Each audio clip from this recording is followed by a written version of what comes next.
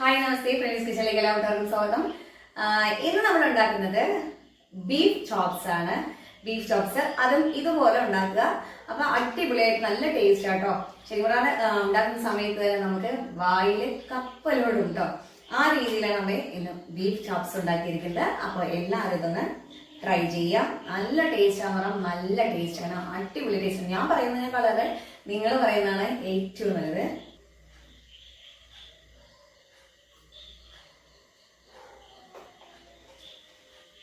കിട്ടു ടേസ്റ്റ് ആണ്.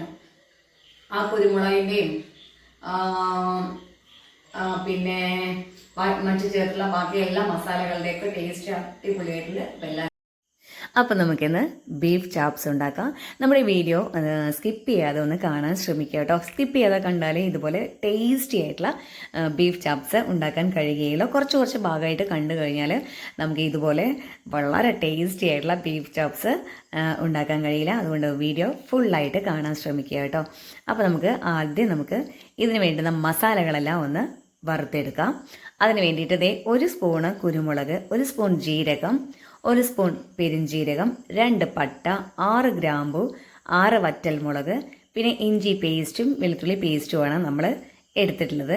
അപ്പോൾ നമുക്ക് ഇഞ്ചിയും വെളുത്തുള്ളി പേസ്റ്റും മാറ്റി വെച്ചിട്ട് ബാക്കിയുള്ള സാധനങ്ങളെല്ലാം നമുക്ക് വറുത്തെടുക്കണം.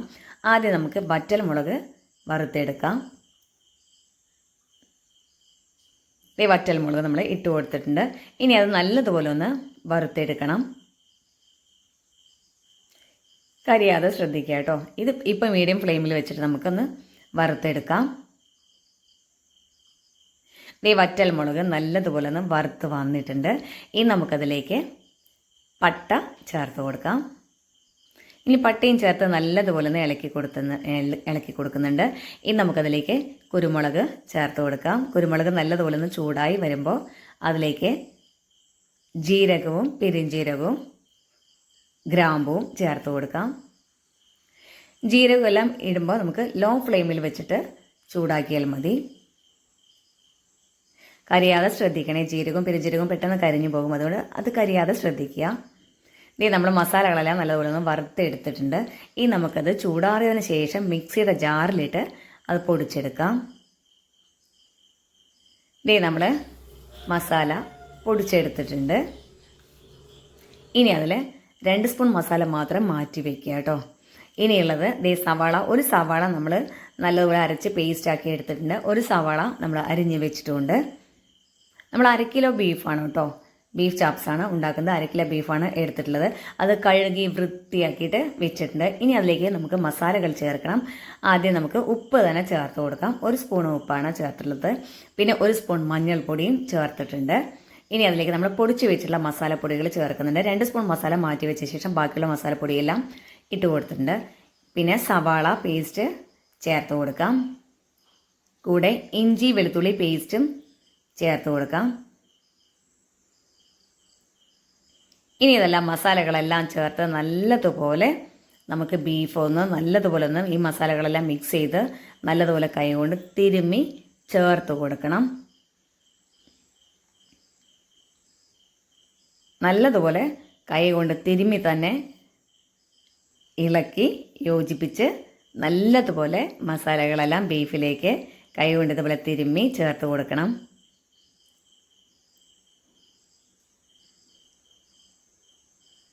നമ്മൾ ബീഫിലേക്ക് മസാലകളെല്ലാം നല്ലതുപോലെ ചേർത്ത് ഇളക്കി കൊടുത്ത് പിടിപ്പിച്ചിട്ടുണ്ട്. ഇനി ഇത് നമുക്ക് ഒരു 2 മണിക്കൂർ നേരം റെസ്റ്റ് ചെയ്യാനായിട്ട് വയ്ക്കാം. അതിനുശേഷം നമുക്ക് ഈ ബീഫ് ഒന്ന് ഫ്രൈ ചെയ്തെടുക്കാം. ഇനിയിപ്പോൾ നിങ്ങൾക്ക് 2 മണിക്കൂർ കൂടുതൽ വെക്കണം എന്നുണ്ടെങ്കിൽ അങ്ങനെയും ചെയ്യാം. 2 or 3 മണിക്കൂർ വയ്ക്കാം. അല്ല അതിന് മുമ്പ് തന്നെ നിങ്ങൾക്ക് ബീഫ് ഫ്രൈ ചെയ്തെടുക്കണം എന്നുണ്ടെങ്കിൽ അങ്ങനെയും ചെയ്യാം കേട്ടോ.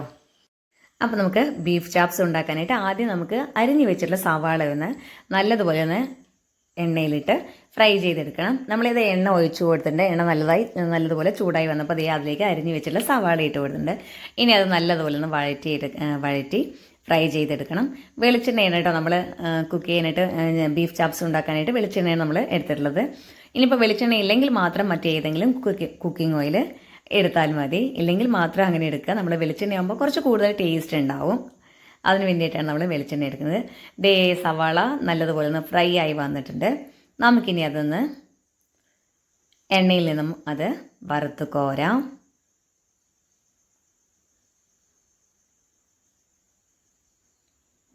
ഈ സവാള നല്ലതുപോലെ ഫ്രൈ ആയി വന്നിട്ടുണ്ട്. ഇനി നമുക്ക് ഈ എണ്ണയിൽ തന്നെ നമുക്ക് ബീഫും ഫ്രൈ ചെയ്തെടുക്കാം. അപ്പോൾ കുറച്ചുകൂടെ എണ്ണ ഒഴിച്ചു കൊടുക്കാം.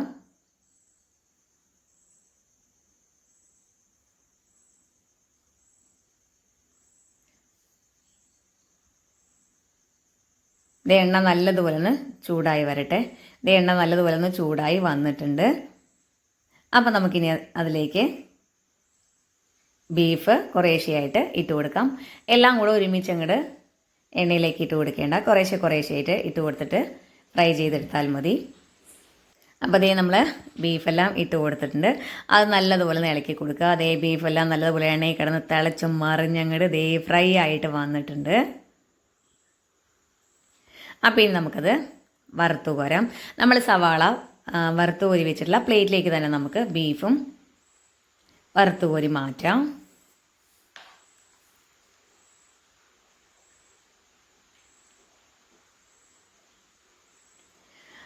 അപ്പോൾ നമ്മളിതേ ബീഫെല്ലാം ഫ്രൈ ചെയ്തെടുത്ത് മാറ്റിയിട്ടുണ്ട്. ഇനി ആ ഫ്രൈ ചെയ്തെടുത്ത് മാറ്റിയിട്ടുള്ള ബീഫും സവാളയും നമുക്ക് ഒരു പാനിലേക്ക് മാറ്റാം. ഇനി ഇതിലേക്ക് നമുക്ക് 2 ഗ്ലാസ് വെള്ളം ഒഴിച്ച് നല്ലതുപോലെ ഒന്ന് തിളപ്പിച്ച് വേവിച്ചെടുക്കണം. അപ്പോഴേ ആ വെള്ളം ഒഴിച്ച് തിളയ്ക്കുന്ന സമയത്ത് ആ മസാലകളെല്ലാം സവാളയിലേക്കും ബീഫിലേക്കും നല്ലതുപോലെ ഒന്നുകൂടെ ഒന്ന് പിടിക്കാൻ വേണ്ടിയിട്ടാണ്.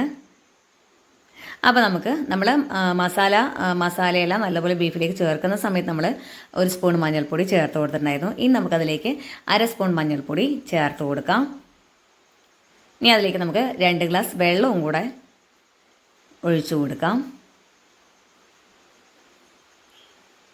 ഈ നമ്മൾ നേരത്തെ പൊടിച്ച് വെച്ചിരുന്ന മസാലയിൽ നിന്ന് 2 സ്പൂൺ മസാല നമ്മൾ മാറ്റി വെച്ചിട്ടുണ്ടായിരുന്നു. ആ 2 സ്പൂൺ മസാല കൂടെ നമുക്ക് ഇതിലേക്ക് ചേർത്ത് കൊടുക്കാം. ഇനി അതൊന്ന് നല്ലതുപോലെ ഒന്ന് ഇളക്കിയ ശേഷം നമുക്ക് 20 മിനിറ്റ് നേരം ഒന്ന് മൂടി വെച്ചിട്ടൊന്ന് വേവിക്കാം. അതും ലോ ഫ്ലെയിമിൽ വെച്ച് തന്നെ അതൊന്ന് വേവിച്ചെടുക്കണം.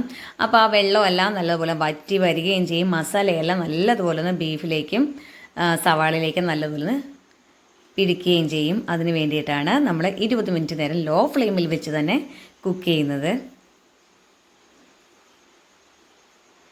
അപ്പോൾ നമ്മുടെ ഇടയ്ക്ക് ഒന്ന് തുറന്നിട്ട് ഒന്ന് ഇളക്കി കൊടുക്കുക കൂടെ ചെയ്യണം. 1-2 പ്രാവശ്യം നല്ലതുപോലെ ഒന്ന് ഇളക്കി കൊടുക്കണം കേട്ടോ. ഞാനത് ഇളക്കി കൊടുത്തിട്ടുണ്ടായിരുന്നു. അത് വീഡിയോയിൽ വന്നിട്ടില്ല എന്നേ ഉള്ളൂ.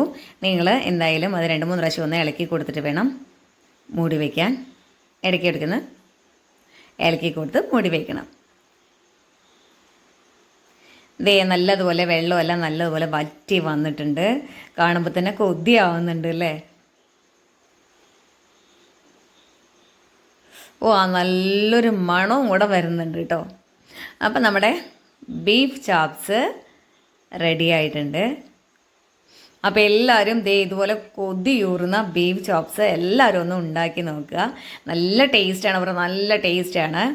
അപ്പോൾ നമ്മുടെ ബീഫ് ചാപ്സ് റെഡി ആയിട്ടുണ്ട്. അപ്പോൾ എല്ലാ കൂട്ടുകാരും ഇതൊന്ന് ട്രൈ ചെയ്യുക. അതിനുശേഷം നമുക്കൊന്ന് കമൻ്റായിട്ടൊന്ന് അറിയിക്കുക. നമ്മുടെ ചാനലൊന്ന് എല്ലാവരും ഒന്ന് സപ്പോർട്ട് ചെയ്യണം കേട്ടോ. ലൈക്ക് ചെയ്ത് കമൻറ്റ് ചെയ്ത് ഒന്ന് ഷെയർ ചെയ്യാൻ കൂടെ ശ്രമിക്കുക. ഷെയർ ചെയ്യുക കേട്ടോ, ശ്രമിക്കുകയല്ല ഷെയർ ചെയ്യണം. പിന്നെ നമ്മുടെ വീഡിയോസ് ആദ്യമായിട്ട് കാണുന്ന കൂട്ടുകാരാണെങ്കിൽ ഒന്ന് സബ്സ്ക്രൈബ് ചെയ്തൊന്ന് സപ്പോർട്ട് ചെയ്യുക കൂടെ ചെയ്യുക.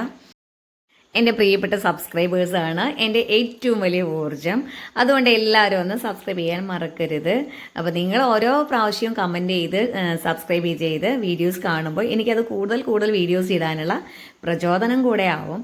അപ്പോൾ എല്ലാ കൂട്ടുകാരോടും സ്നേഹത്തോടെ ബൈ.